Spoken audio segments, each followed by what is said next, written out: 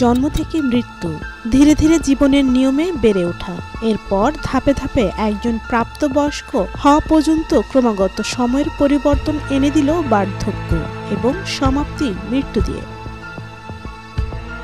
এই পুরো চক্রের জন্মের সঙ্গে মৃত্যুর সম্পর্ক চিরন্তন সত্য।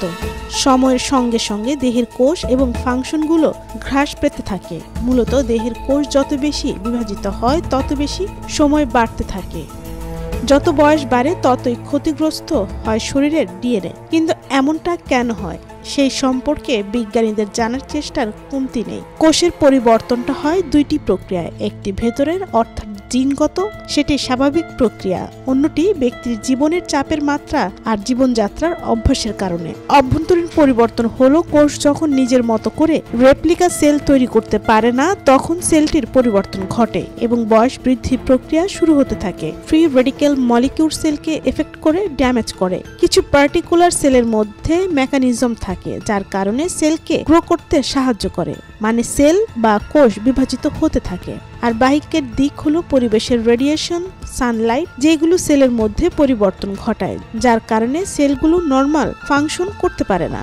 ডিএনএ আর এর পরিবর্তন হয় এবং প্রোটিন ও এনজাইম নরমাল প্রসেসিং না হয়ে সেলকে উল্টো ইনঅ্যাক্টিভ করে দেয়। পরিণামে কোষগুলো মারা যায়, যার ছাপ ফুটে ওঠে আমাদের চেহারায়। একটা সময় কোষগুলো সঠিকভাবে কাজ করার সক্ষমতা হারায় এবং অসুস্থ হয়ে পড়ে। আর বাহিক দিক থেকে চামড়া কুঁচকে যায়, চুল পড়া, শরীরের রং পরিবর্তনের মতো নানা দিক আমরা দেখতে পাই।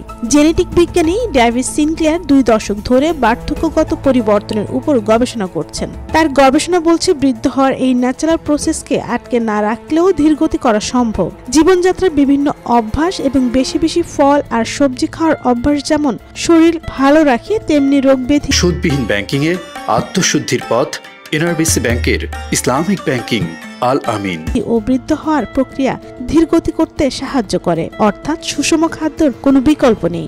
শরীরের প্রতিরোধ প্রক্রিয়া নির্ভর করে জিনের উপর, যা নিয়ন্ত্রণ করে এপিজি নোমকে, আর এগুলোকে সক্রিয় করে ক্ষুধা ও ব্যায়াম, যা বয়স বৃদ্ধি প্রক্রিয়াকে ধীরগতি করতে সাহায্য করে। আর হৃদরোগ কিংবা উচ্চ রক্তচাপের প্রবণতা কমাতে পারলে দীর্ঘায়ু সম্ভব। তবে এক এক মানুষের ক্ষেত্রে বার্ধক্যের ছাপটা হয় ভিন্ন। My name is Marcus Horvath and I am Steve's identical twin brother. এর পেছনে কিছু তত্ত্ব আছে। জিন থিওরির মতে নির্দিষ্ট জিনগুলো সময়ের সঙ্গে সঙ্গে চলমান বা অচল হয়ে যায়, যার কারণে বার্ধক্য দেখা দেয়।